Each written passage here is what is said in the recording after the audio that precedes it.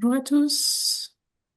Je vais démarrer et introduire cette nouvelle session voilà, dédiée à l'exercice des droits au sein des entrepôts de données de santé. Donc aujourd'hui, c'est Léa Rizzuto qui occupe le poste de TPO Health Data Hub qui va vous présenter la session. Si vous avez des questions qui vous viennent au fil de la présentation, n'hésitez pas à les poser dans l'outil dédié de questions-réponses. Et voilà, n'hésitez pas à l'utiliser, surtout on y répondra au moment où Léa le jugera opportun.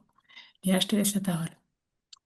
Merci beaucoup Anaïs. Bonjour à tous. Merci d'être là et on est ravis de vous réunir autour de ce sujet qui est assez complexe mais pour autant essentiel, qui est du coup l'exercice des droits. Je vais commencer par, oui, alors je crois que tu m'as présenté, mais je me présente quand même. Donc Léa Rizzuto, je suis déléguée à la protection des données et responsable de la sécurité des systèmes d'information du Health Data Hub, qu'on appelle aussi plateforme des données de santé.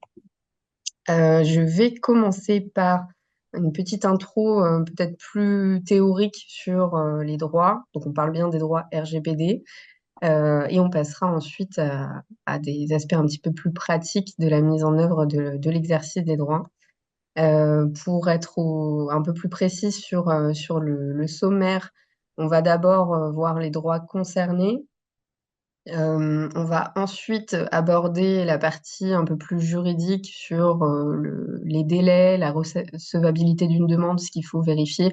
Mais bon, ça, c'est assez classique, hein, c'est des choses qui se retrouvent pas seulement dans l'entrepôt, mais partout. Et ensuite, on verra de façon un peu plus pratique la manière dont les droits sont exercés et peuvent être traités dans le cadre d'un entrepôt. Donc déjà avec le périmètre de la demande et le circuit associé à ce périmètre, l'identification du demandeur qui est le sujet, je pense, le plus complexe quand on parle d'exercice des droits dans le cadre d'un entrepôt. Et on verra les spécificités qui peuvent être associées à certains droits, les complexités qui peuvent en découler. Et on finira sur la présentation brève d'un cas d'usage qui est celui de l'outillage mis en place par le HDH, qui n'est pas en production de façon immédiate, mais qui a été développé par le HDH et qui vise à gérer les demandes d'exercice des droits sur le SNDS central. Donc, c'est pas quelque chose qui va vous concerner forcément, ou en tout cas de façon directe, mais ça peut vous donner des idées de mise en œuvre de ce qui aura été dit avant. Voilà, alors sans plus attendre, je vous propose de passer en revue les droits. Donc, je pense que je vous apprendrai rien si je vous dis que les droits doivent être mentionnés dans la note d'information qui est propre au traitement, donc en l'occurrence l'entrepôt. Ils doivent être listés et des modalités d'exercice doivent être communiquées dans cette note à la personne concernée de façon qu'elle puisse savoir comment les exercer auprès du responsable de traitement de l'entrepôt. Généralement, c'est auprès du DPO, mais c'est pas forcément le cas. Donc, ces droits doivent être listés. Et le premier, c'est le droit d'accès, c'est le droit qui va permettre à la personne de recevoir une communication de ces données auprès du responsable de traitement. Ça peut être une consultation de ces données, mais généralement, ça prend quand même la forme d'une copie de ces données qui lui est fournie par le responsable de traitement. C'est pas un droit qui connaît d'exception, c'est un droit qui est discrétionnaire et absolu. Il doit simplement pas porter atteinte aux droits des tiers, donc c'est quand même quelque chose, bah, ça peut être un peu de l'ordre des droits de propriété intellectuelle, mais c'est par exemple, hein, mais c'est quand même assez peu rencontré dans le cadre d'un entrepôt. Donc voilà, le droit d'accès est discrétionnaire. Je pense que c'est ce qu'il faut retenir. On a aussi le droit à la rectification, le droit de faire rectifier les données. Donc, lorsqu'elles sont erronées, la personne peut demander au responsable de traitement de les corriger ou de les faire compléter quand elles sont incomplètes. Ça peut arriver aussi. De notre interprétation, alors il n'y a pas d'exception hein, pour ce droit, mais de notre interprétation, pardon, on est sur un droit qui a plus de sens auprès du responsable de traitement qui va collecter la donnée, qui va l'utiliser en routine, comme dans le cadre dans un cadre primaire, hein, finalement, le cadre du soin, par exemple. parce que le fait que la personne, enfin, que les données de la personne soient erronées dans le cadre d'un entrepôt, ça a quand même normalement assez peu d'impact sur elle directement, si l'entrepôt est mis en œuvre à des fins de recherche. Donc, c'est un droit qui nous semble avoir plus de sens auprès du responsable de données source, on va dire. Mais il existe et doit quand même être exercé dans le cadre, doit quand même pouvoir être exercé par la personne dans le cadre de l'entrepôt. Euh, je vais passer directement au droit à la limitation qui est un petit peu lié, en tout cas dans l'hypothèse de l'entrepôt, au droit de rectification, puisque c'est un droit qui va permettre d'obtenir le gel temporaire des données et de leur utilisation. Donc on les supprime pas, on s'y oppose pas, on ne demande pas l'arrêt du traitement de ces données de façon définitive, mais on demande à ce que le traitement soit stoppé temporairement le temps de quelque chose. Et c'est là que se situe le lien avec le droit de rectification, puisque ça peut être, c'est des conditions assez spécifiques, hein, ça peut être pour permettre aux responsables de traitement de vérifier que les données sont effectivement erronées, de les faire corriger, etc. Donc, c'est un droit qui existe, qui s'applique aussi, mais qui s'applique dans des conditions qui sont très spécifiques et qui, par ailleurs, nous semble là encore avoir plus de sens au niveau du responsable de données source qui va traiter les données les collecter déjà et les traiter dans le cadre du soin, par exemple. Mais c'est quand même un droit qui s'applique dans le cadre de l'entrepôt, c'est pour ça que j'en parle. Le droit qui fait beaucoup parler, c'est le droit d'opposition qui permet à la personne de demander à ce que ces données ne soient pas traitées, ne soient plus traitées dans le cadre de l'entrepôt ou ne soient pas versées concrètement dans l'entrepôt. C'est la raison pour laquelle dans son référentiel EDS, la CNIL indique la nécessité de laisser un temps raisonnable entre l'information, donc y compris sur les droits, et le début du traitement. Ça permet à la personne de s'opposer en amont, donc avant même que tout traitement ne commence, et de voir ainsi ces données complètement exclues du process. Mais c'est un droit qui existe et qui doit pouvoir être exercé tout au long de la vie de l'entrepôt, bien sûr. On a enfin son corollaire, qui est le droit à l'effacement, et qui permet d'obtenir la suppression des données dans certains cas, et notamment lorsque la personne s'est opposée, par exemple, au traitement, elle s'est opposée, elle veut qu'on arrête d'utiliser ces données, mais en plus, elle veut qu'on supprime ces données, même si en réalité, sur le plan technique, les deux actions peuvent être un peu similaires, hein. Quand on a une opposition, on va supprimer les données, quand on a un effacement, on supprime aussi. Mais on verra ça dans les détails un petit peu plus tard. Voilà les droits qui s'appliquent sur l'entrepôt. Il y en a d'autres qui ne sont pas présents dans cette slide, mais parce qu'ils ont quand même assez peu vocation à s'appliquer, je vais quand même les citer pour notamment les entrepôts qui sont fondés sur le consentement au sens du RGPD.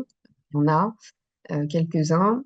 Il y a le droit de retirer le consentement, qui est en fait le pendant du droit d'opposition et qui permet à la personne de, de, de ne plus, d'obtenir que ces données ne soient plus traitées dans le cadre de l'entrepôt. Et il existe aussi le droit à la portabilité, qui est un droit d'accès un petit peu amélioré, on va dire, qui permet à la personne de récupérer ces données dans un format interopérable, lisible par machine, un format qui est pratique, hein, finalement. Alors que dans le droit d'accès, il n'y a pas de disposition liée au format des données. Et ce droit permet aussi, dans certains cas, à la personne de demander que les données soient transmises du responsable de traitement de l'entrepôt à un autre responsable de traitement de son choix. Donc ça, c'est vraiment quelque chose qui n'existe pas du tout dans le droit d'accès. Donc ces deux droits-là ne sont applicables que dans l'hypothèse où l'entrepôt est fondé sur le consentement au sens du RGPD. J'insiste sur au sens du RGPD parce que le consentement qu'on rencontre en recherche, généralement dans le cadre de la recherche, est un consentement au sens du Code de la santé publique. Donc il n'a pas, qui n'est pas le même type de consentement que le consentement RGPD. Voilà, c'est la raison pour laquelle ces droits ne figurent pas ici. Un petit mot quand même sur les modalités, disons, juridiques de réponse au droit. Et à partir du moment où vous recevez une demande, vous avez un mois pour y répondre. C'est le délai légal. Il est possible de prolonger ce délai d'un mois de 2 mois supplémentaires. Donc, ça permet d'avoir 3 mois pour répondre à la demande, sous réserve d'informer la personne sous un mois de cette prolongation d'abord et ensuite des motifs de cette prolongation.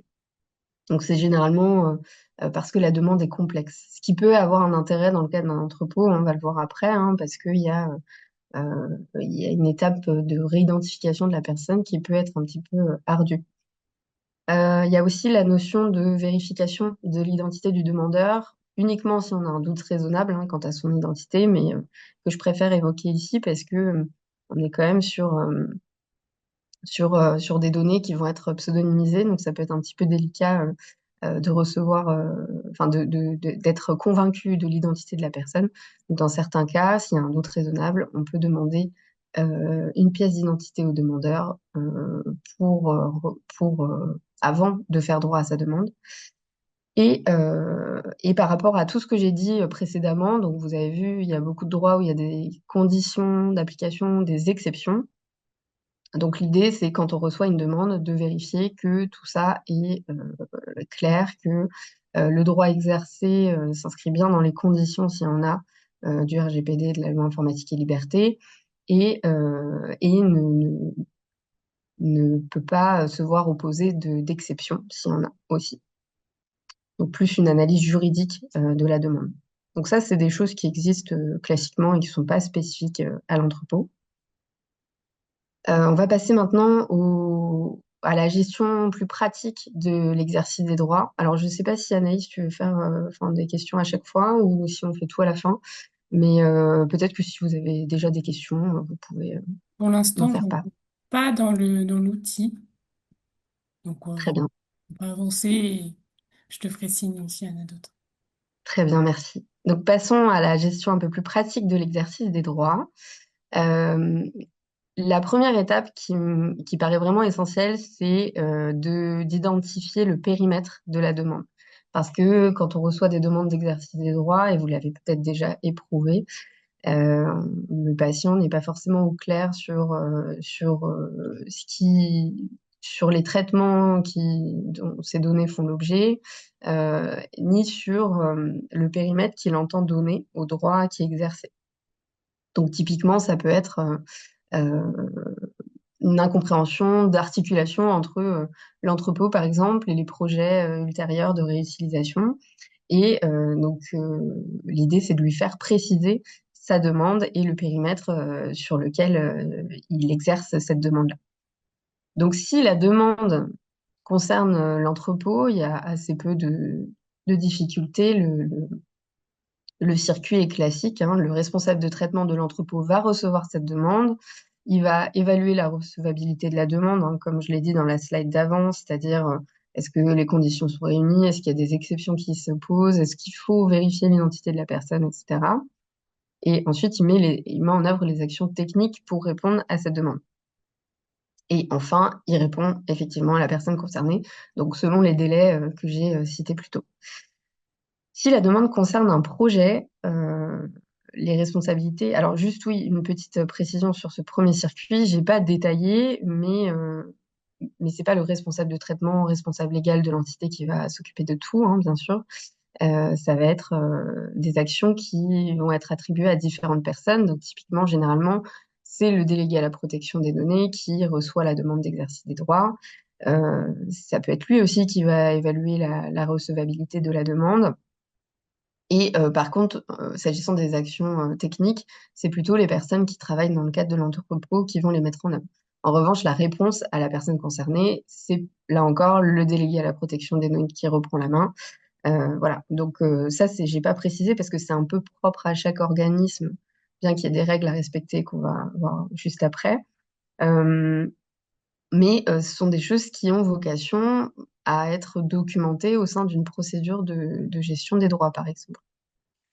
Et lorsque la demande concerne un projet, c'est en principe le responsable de traitement du projet qui va recevoir cette demande.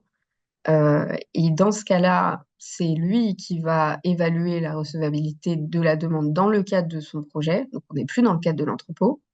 En revanche, vu que les données sont pseudonymisées, il va en principe solliciter le responsable de traitement de l'entrepôt pour qu'il l'aide à retrouver la personne dans son espace projet. Ça, je vais détailler juste après. Euh, et c'est ce qui va lui permettre ensuite, à lui, responsable de traitement du projet, de mener les actions techniques au sein de l'espace projet pour ensuite faire droit à la demande de la personne en fonction de ce qu'il a jugé bon de faire. Donc c'est un peu finalement le responsable de traitement d'un projet dans le cas d'une réutilisation de données d'entrepôt, il est un peu tributaire du responsable de traitement de l'entrepôt pour l'exercice des droits. Même si il lui appartient après de mettre en œuvre les actions nécessaires dans le cadre de son espace projet. Et là, c'est pareil, j'ai pas cité les différents rôles, DPO, équipe technique, etc. Mais mais c'est des choses qui me semblent importantes de cadrer au stade d'une procédure de gestion des droits. Et dans l'AIPD, hein, d'ailleurs, par ailleurs, qui peut faire état d'un certain nombre de choses en matière d'exercice des droits. On passe un peu au sujet complexe, je dirais, qui est l'identification des demandeurs, du demandeur. Et pour réaliser cette étape, il y a deux référentiels, les exigences de deux référentiels qu'il faut particulièrement avoir en tête. C'est d'une part le référentiel de sécurité du SNDS, qui en principe s'applique à vous si vous avez un entrepôt, notamment un entrepôt hospitalier, euh, et qui prévoit certaines dispositions. Donc il est prévu par arrêté, et il prévoit certaines dispositions, notamment relatives à la pseudonymisation. Et d'autre part, il y a le référentiel entrepôt de données de santé de la CNIL, que vous connaissez très probablement, qu'il n'est pas nécessaire de respecter à 100%, hein. Si vous avez une autorisation, vous avez probablement des écarts avec ce référentiel-là, mais l'idée est toujours de s'en approcher au maximum. Donc, c'est vraiment la base de référence en matière d'entrepôt, y compris pour la gestion des droits. Donc, le référentiel de sécurité du SNDS, il impose une pseudonymisation. Et cette pseudonymisation, donc, il vise à, si je vulgarise vraiment, supprimer l'identité des personnes, en tout cas l'identité directe des personnes. Elle doit reposer sur une opération irréversible, une opération cryptographique irréversible, de façon qu'on ne puisse pas, à partir du pseudonyme, revenir à l'identité des personnes ou à leurs traits identifiants, numéro de sécurité sociale, etc. Euh, Donc ça, c'est un premier point. La deuxième règle à avoir en tête au niveau du référentiel de sécurité du SNDS, c'est que une même personne ne peut pas avoir accès à la fois à l'identité des personnes, des patients, et au pseudonyme qui en découle. Donc, pseudonyme de l'entrepôt finalement. Il faut bien respecter un cloisonnement sur les rôles et les accédants. Et c'est un peu le sens de ce que je vous disais à la slide avant, c'est-à-dire il y a un DPO, généralement le DPO, mais ça peut être aussi un médecin, hein, qui va être en lien direct avec la personne, connaître son identité, etc.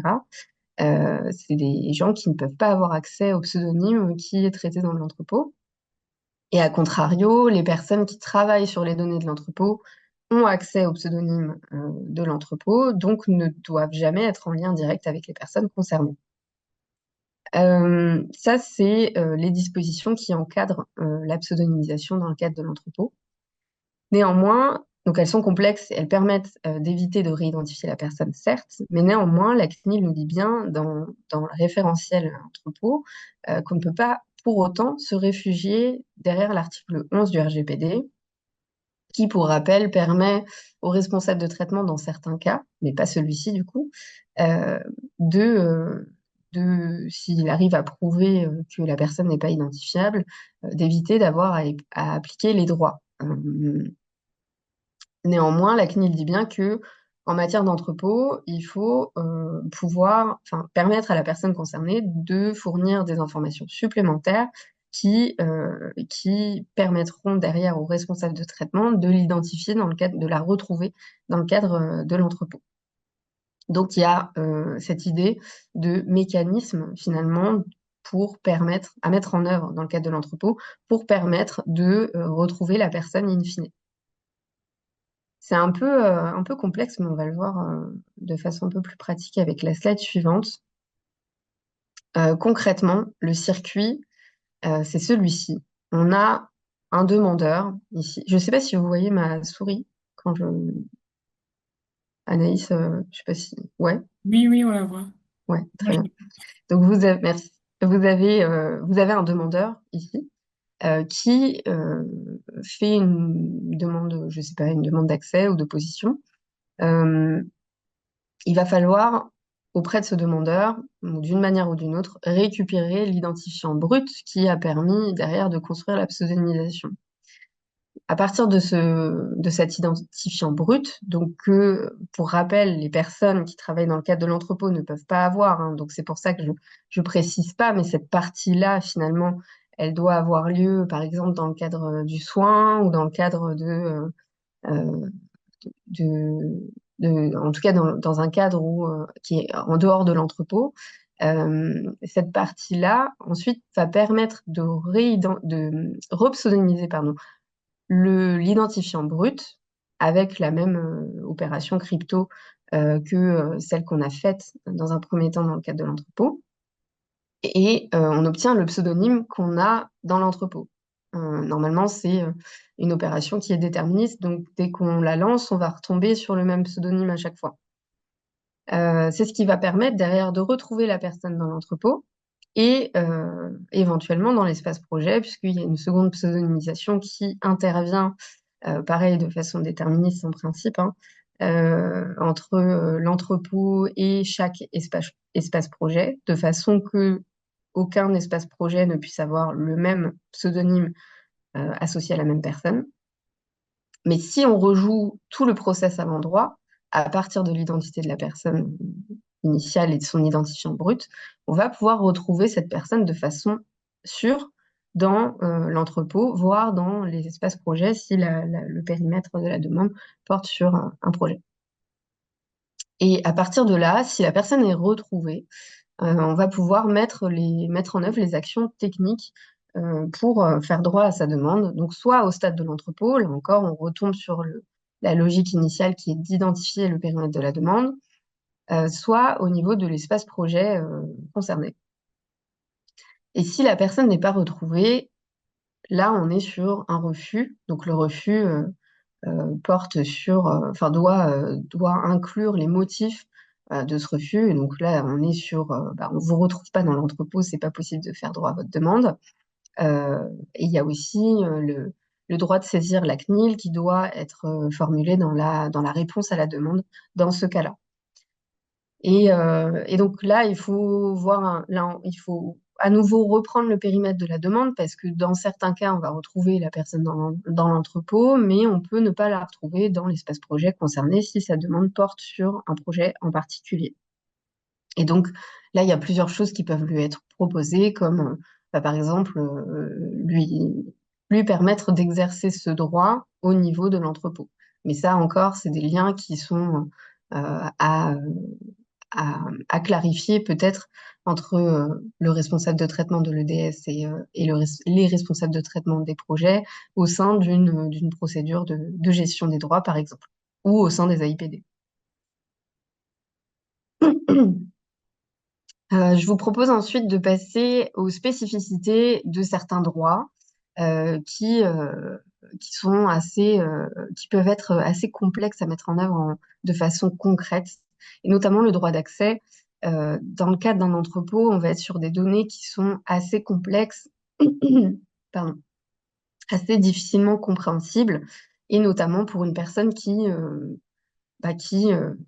personne lambda qui ne va pas être data scientist ou qui ne va pas être familière de ce genre de format. Donc, il y a peut-être un travail de traduction à faire avant de transmettre les données à la personne concernée, un travail de mise en forme aussi pour les rendre intelligibles. Ça peut aussi passer, par exemple, par la fourniture d'une note associés aux données hein, qui seront restituées à la personne et qui permettent d'expliciter la manière dont les données doivent se lire. Ça peut passer par ça aussi, et c'est d'autant plus important que bah, voilà, les données d'un entrepôt ne sont pas, en principe, pas tout à fait faites pour être consultées par le KIDAM. Euh, il est important d'avoir en tête que la fourniture des données par le responsable de traitement à la personne concernée doit toujours s'opérer de façon sécurisée et bah, de façon électronique. Ça peut passer par exemple par un conteneur chiffré, par mécanisme clé publique, clé privée, euh, tout en sachant que voilà, il faut que ça reste des mécanismes qui doivent être accessibles aux personnes concernées, y compris les personnes qui sont pas forcément familières des outils informatiques. Donc ça, il faut l'avoir en tête. Mais dans certains cas, euh, la personne doit pouvoir choisir la manière dont elle peut recevoir ces données. Et dans certains cas, ça peut être assez compliqué de trouver des mesures de sécurité adéquates, notamment lorsque elle veut recevoir communication de ces données au format papier. Donc là, il faut toujours, bon, en général, nous, ce qu'on considère, c'est que la remise en main propre est le plus simple, d'autant qu'elle peut être faite, par exemple, par un médecin qui va être plus à même peut-être d'expliquer à la personne concernée ces données, la manière dont on peut les lire, pourquoi pas, hein, c'est une possibilité. Mais en tout cas, la remise en main propre apparaît être le moyen le plus sûr. En revanche, on ne peut pas exclure totalement le courrier, donc dans certains cas, il faudra passer par des mécanismes de pli confidentiels ou en tout cas de lettres recommandées avec accusé de réception parce qu'il y a aussi cette nécessité de tracer la demande et de prouver qu'on a bien non seulement envoyé les données, mais qu'en plus la personne les a bien réceptionnées.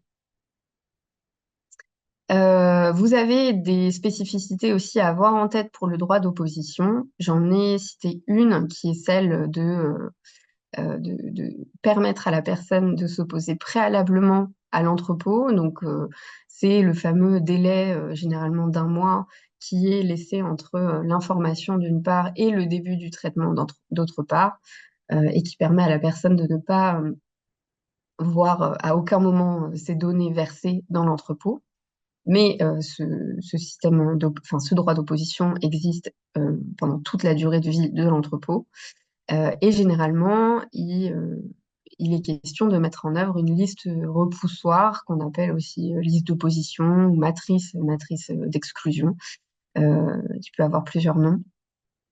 Et concrètement, cette matrice, elle doit être tenue à l'écart de l'entrepôt, elle ne doit pas être au même endroit que l'entrepôt, elle ne doit contenir que les données strictement nécessaires à la prise en compte durable de l'opposition, parce que bah, finalement, quand on a une opposition et sur une base qui ne vit plus, c'est assez simple, on va pouvoir supprimer les données de la personne et on n'en parle plus.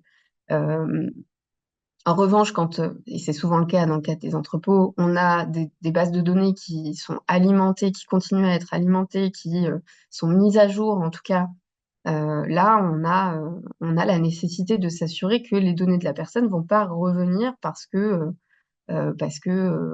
bah, la personne fait toujours partie de la base source ou de la base de soins, par exemple, ou alors que bah, il y a un nouveau centre qui alimente l'entrepôt et la personne peut aussi être suivie dans plusieurs centres.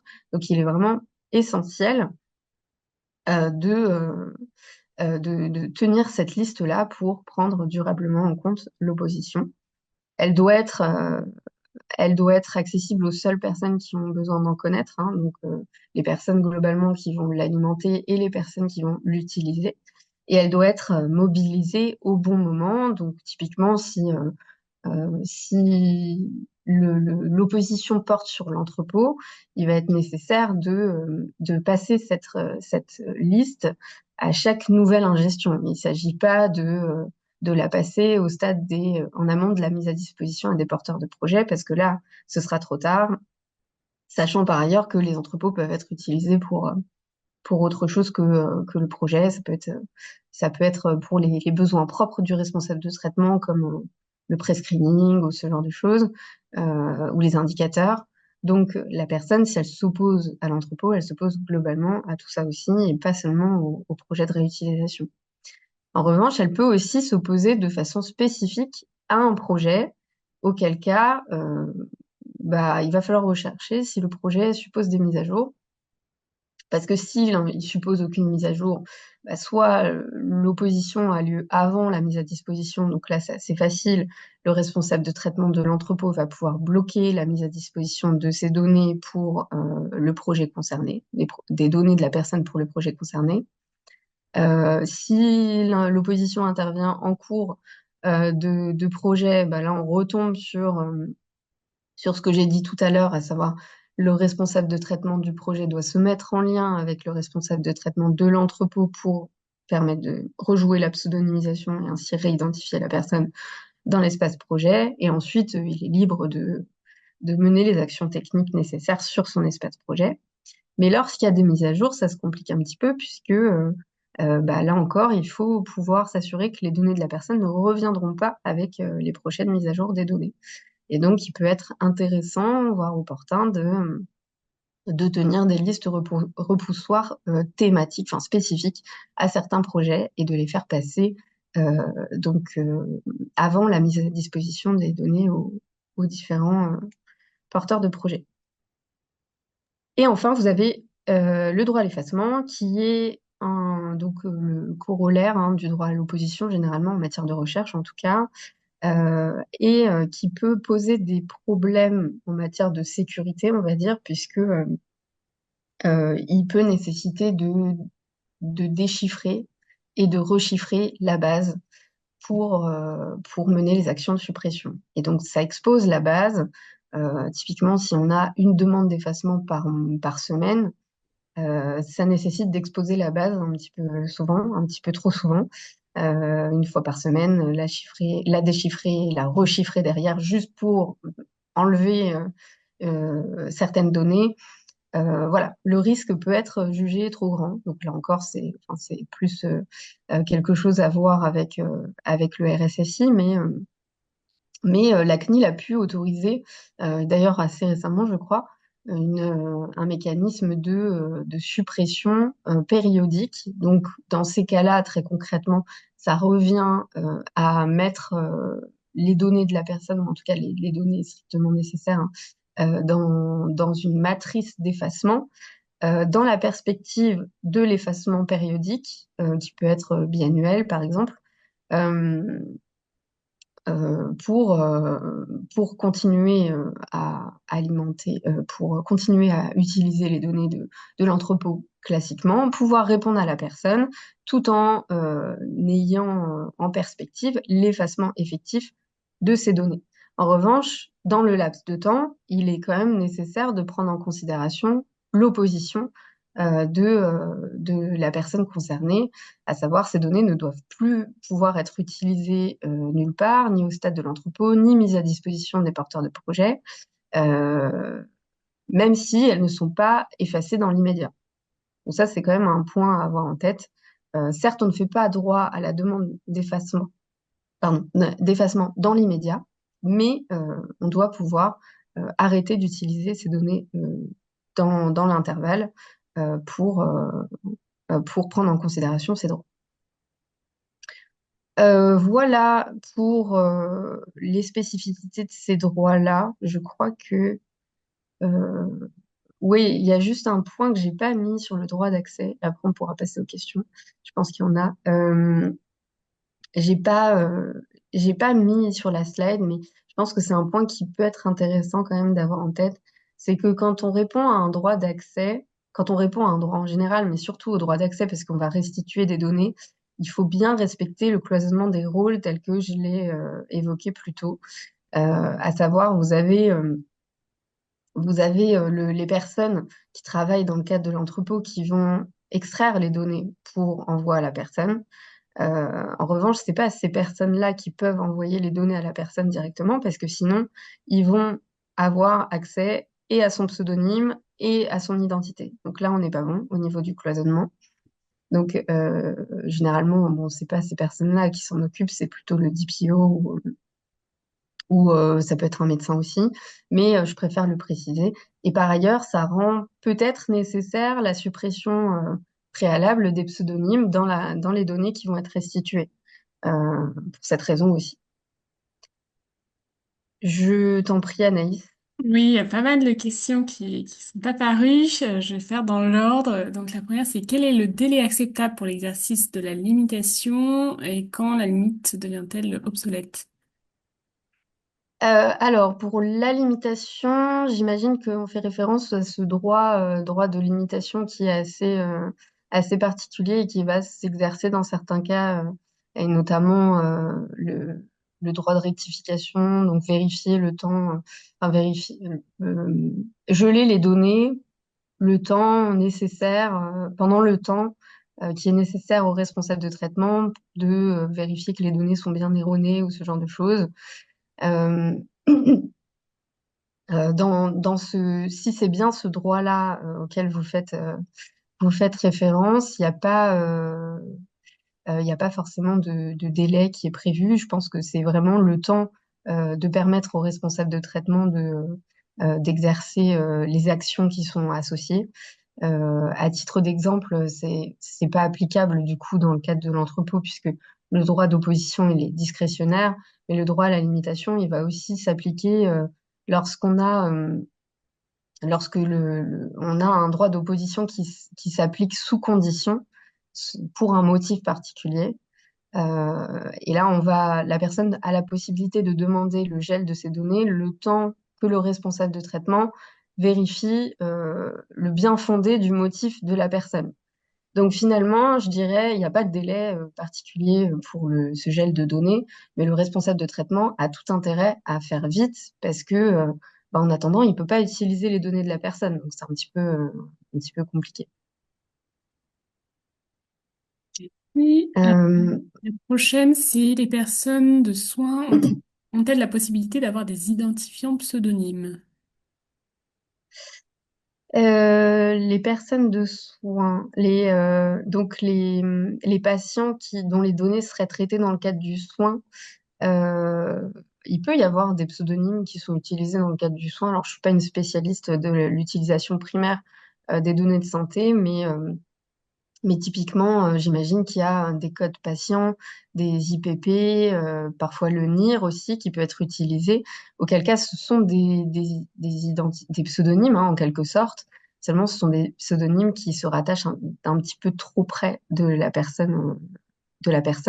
Donc, c'est pas des pseudonymes qu'on va pouvoir utiliser en tant que tels dans le cadre des traitements SNDS, dont les entrepôts.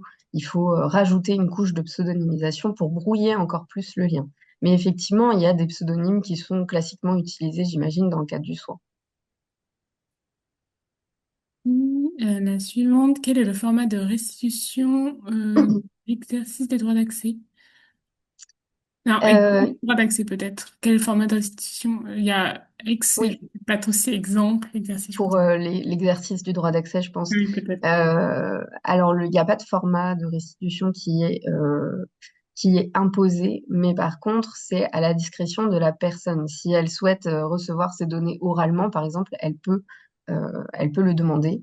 Et généralement, il y a un mécanisme de parallélisme des formes qui s'applique, à savoir si la demande elle a été faite euh, sous la forme électronique, on va considérer il faut transmettre ces données à la personne sous forme électronique aussi, mais elle peut demander aussi à les recevoir sous format papier. Et c'est pareil, quand on a une demande papier, en théorie, on va répondre en papier. Donc, il n'y a pas de format imposé, mais c'est au choix de la personne. Et ce que je peux vous conseiller, c'est typiquement quand on reçoit une demande papier, pour éviter d'avoir à renvoyer les données au format papier, comme je l'ai dit, ça peut être un petit peu compliqué. On peut demander à la personne son accord pour recevoir les données sous un format électronique ou, euh, ou en main propre ou ce genre de choses. Dans le cadre du droit d'accès, la fourniture ne doit pas être délivrée en présence d'un professionnel de santé qui a pris en charge la personne.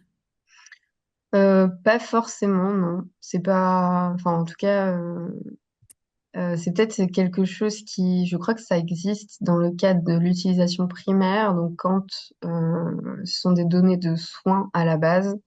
Mais pour les données qui sont traitées dans le cadre d'un entrepôt, non, pas forcément. Ça peut être restitué par le délégué à la protection des données, tout en sachant que toutes les personnes qui ont accès aux données du SNDS sont tenues au secret professionnel, hein.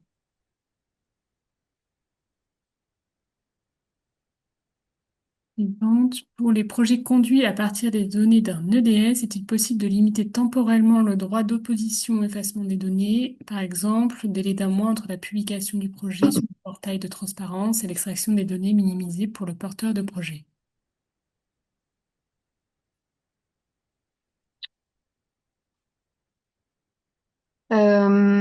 Alors c'est plutôt l'inverse. On va limiter l'entrepôt, le temps de permettre aux personnes d'exercer leur droit d'opposition et d'effacement. Mais là, du coup, la question, c'est de savoir si on peut limiter le droit d'opposition, euh, le temps de faire l'extraction. Ah oui, je crois comprendre. En gros, c'est pour ne pas parasiter l'extraction ou qui peut prendre, par exemple, je sais pas, je dis n'importe quoi, 3 semaines.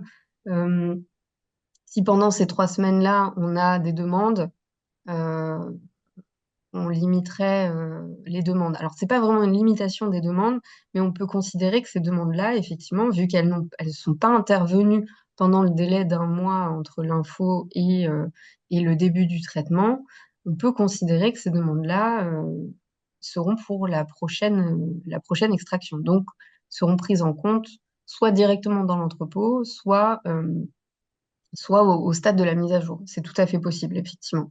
Parce que c'est vrai qu'on peut pas interrompre et refaire sans cesse les extractions pour prendre en compte une demande qui serait arrivée pendant. Ça, c'est pas possible. Effectivement, ça parasite tout le process. Donc, et supprimer les données de ce patient de l'EDS pour qu'elles ne soient pas utilisées pour un autre projet ultérieur.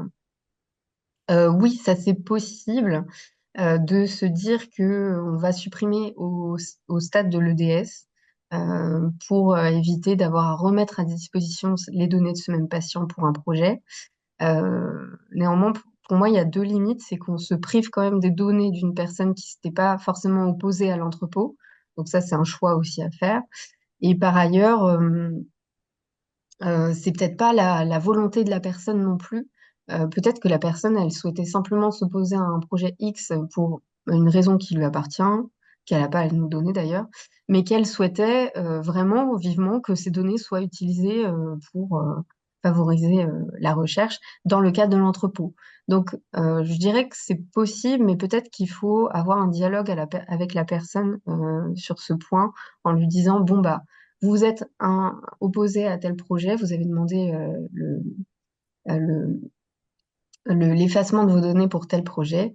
C'est un peu compliqué pour nous à mettre en œuvre, ou alors, bah, pour faire plus simple, on vous propose de supprimer au stade de l'entrepôt. Est-ce que ça vous convient? Voilà, quelque chose comme ça, par souci de transparence. La liste repoussoir doit-elle aussi être séparée d'étapes de correspondance? Oui, a priori, elle n'a pas forcément vocation à être avec les tables de correspondance. Alors après, je ne sais pas trop ce que vous entendez par table de correspondance parce que il y a ce fameux principe à respecter, hein. Comme je l'ai dit, on ne doit pas pouvoir, à partir du pseudonyme, revenir vers l'identité de la personne. Mais voilà, il peut quand même y avoir des mécanismes de table de correspondance à certains niveaux dans tout le process de la donnée de santé. Donc j'entends, mais effectivement, oui, en principe, elle doit aussi être séparée des tables de correspondance. Un droit d'opposition sur un projet en cours peut-il être refusé s'il remet en question la tenue du projet? Alors ça, c'est une question qui revient souvent. A priori, le droit d'opposition est discrétionnaire en matière de recherche en France. Donc, il n'y a pas de, Il n'y a pas de limite connue de ce droit. Donc, à partir du moment où on reçoit une demande d'opposition, on doit normalement arrêter d'utiliser les données de cette personne. Euh, Il n'y a pas forcément d'exception qui existe. L'exception que je pourrais citer, c'est l'exception du droit à l'effacement dans le cadre d'un projet. Si l'effacement serait de nature à compromettre gravement, pardon, gravement les objectifs de la recherche, bah là, on peut éviter de supprimer. Ça reviendrait à conserver les données, hein, mais pour autant, on arrête de les analyser, donc c'est un petit peu bizarre. Euh, mais par contre, cette limitation, elle doit bien être présente dans la note d'information initiale, c'est-à-dire que la personne doit avoir reçu communication de cette limitation du droit à l'effacement possible. Mais c'est vrai que pour le droit d'opposition, il n'y a pas forcément de choses, de limites qui existent actuellement. Donc, je dirais que ça va se jouer aussi au niveau de la réidentification de la personne. Est-ce qu'on peut effectivement identifier la personne? Enfin, voilà, c'est peut-être plus là-dessus qu'on peut jouer, mais en soi, il n'y a pas. Si le process est trop chronophage, j'ai peur que ce soit pas forcément recevable. Comment communiquer entre les personnes de traitement et de soins pour demander une correction si aucun identifiant est commun? Ben là, c'est pareil, en fait, c'est le mécanisme de repseudonymisation qui est normalement déterministe, qui va permettre de corriger les données, notamment dans le cadre d'une mise à jour. Parce qu'effectivement, la correction, si elle est faite au niveau du soin, elle va pas être, normalement il y a un délai, hein, elle va pas être imminente dans le cadre de l'entrepôt. Il faudra attendre la prochaine mise à jour des données pour qu'elles soient effectivement prises en compte selon le circuit d'ingestion classique des données. Pour la pédiatrie, si nous recevons une demande d'exercice de droit d'un seul des parents, devons-nous systématiquement demander également une pièce d'identité à l'autre parent? Nous n'avons pas toujours les contacts des deux parents. Alors, j'ai plus le code de la santé publique en tête. Il faut que je fasse une petite recherche rapide. Je sais pas si c'est faisable, mais... Vous voyez toujours mon écran? On voit toujours ton support. Ok, très bien. Ou alors c'est dans la loi informatique et liberté. Oui, c'est dans la loi.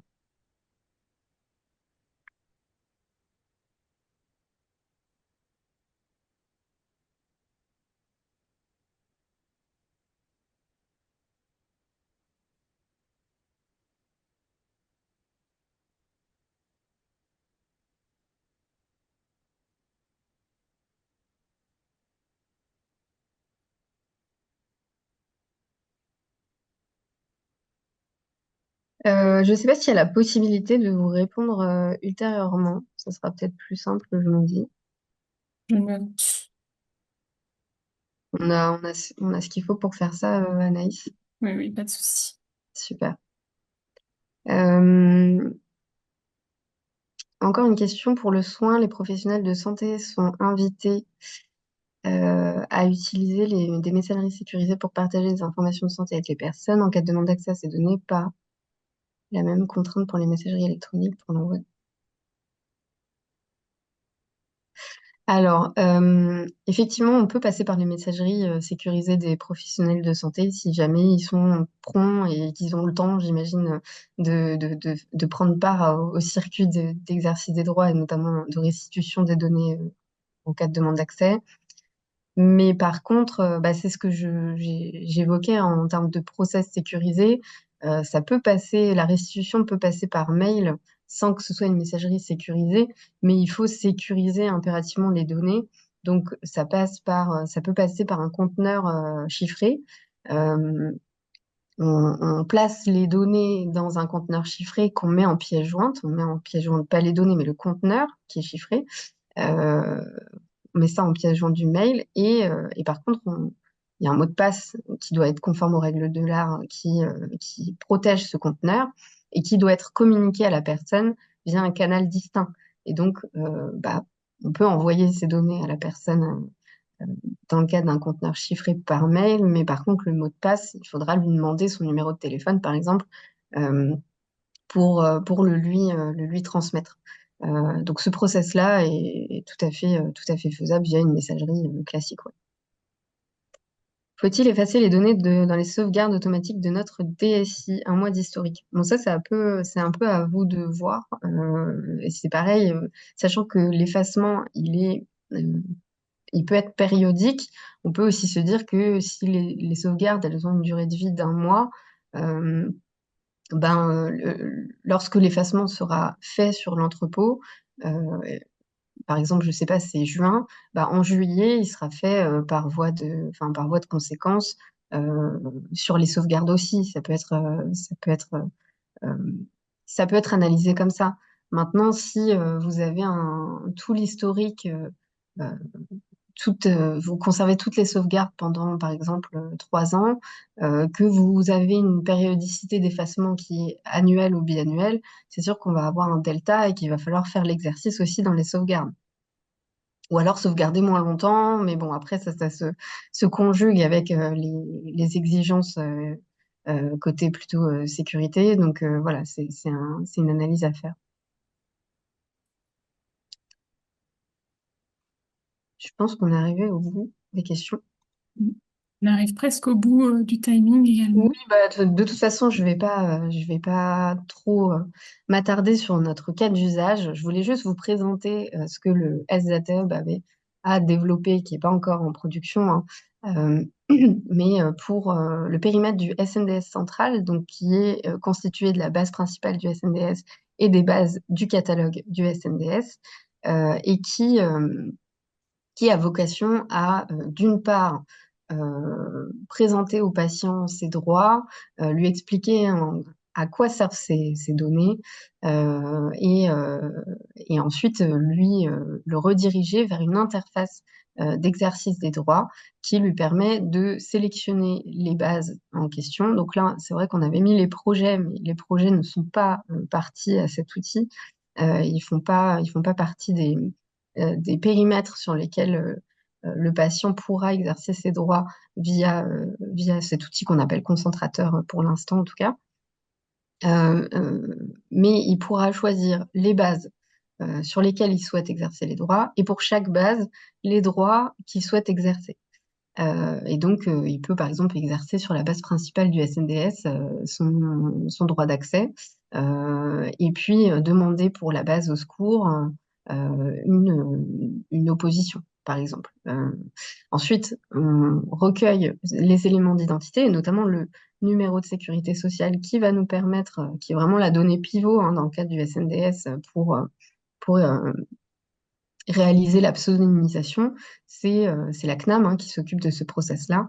Et donc tout l'enjeu de l'outil, c'est effectivement de permettre aux patients de comprendre ses droits et de les exercer, mais ensuite d'automatiser la pseudonymisation en lien avec la CNAM dans le cadre du SNDS central. Donc c'est un outil qui peut, voilà, qui n'existe pas encore, enfin qui n'est pas encore en production, qui n'est pas encore accessible, mais qui le sera courant 2026 et qui peut vous inspirer pour vos propres mises en œuvre de process d'exercice des droits dans le cadre d'un entrepôt. Euh, et par ailleurs, c'est un outil qui peut avoir du sens aussi si votre entrepôt comprend des données de la base principale du SNDS, puisque la base principale du SNDS pourrait être, enfin, les droits sur cette base pourront être actionnés directement via le concentrateur. Et ensuite, vous, comme on l'a dit tout à l'heure, hein, vous recevrez dans l'entrepôt les mises à jour qui sont purgées des données de cette personne, des demandeurs qui ont souhaité s'opposer. Voilà, j'ai fait très rapide sur le concentrateur. Je crois qu'il y a encore une question. Comment les patients sont-ils informés du fait que leurs données sont dans le SNDS? Une campagne de communication est-elle prévue? Alors, normalement, c'est des choses qui sont faites par les responsables de traitement du SNDS. Si on parle bien du SNDS central et pas élargi, hein, si on parle bien du SNDS central, donc base principale plus catalogue, c'est des actions qui sont mises en œuvre au niveau des responsables de traitement, donc le HDH et la CNAM. C'est des actions de communication qui sont globales parce qu'effectivement, on peut pas informer individuellement les patients, eu égard à toutes ces actions de pseudonymisation qui entourent le SNDS. Euh, mais, euh, mais en tout cas, il y a tout ce qu'il faut normalement en termes d'information sur notre site. Euh, et notamment sur la partie exercice des droits aussi. D'ailleurs, je crois qu'on a prévu une petite communication aujourd'hui sur LinkedIn sur la manière d'exercer les droits sur la base principale du SNDS et le catalogue. Je vis avec l'idée que les personnes ne peuvent pas demander l'effacement de leurs données de la base principale, au moins pour le périmètre historique. Tout à fait. Alors tout à fait, c'est pas la base principale. On peut pas s'opposer à, à ce que nos données soient dans la base principale et on peut pas demander l'effacement de nos données de la base principale. On peut seulement s'opposer à la mise à disposition des données de la base principale à des projets, par exemple à des porteurs de projets ou à des entrepôts.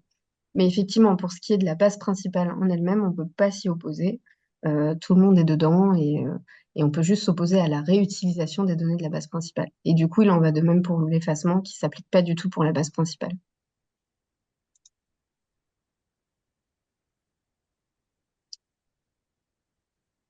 Voilà, je ne sais pas si... Je pense qu'on a tenu l'heure, mais Complètement.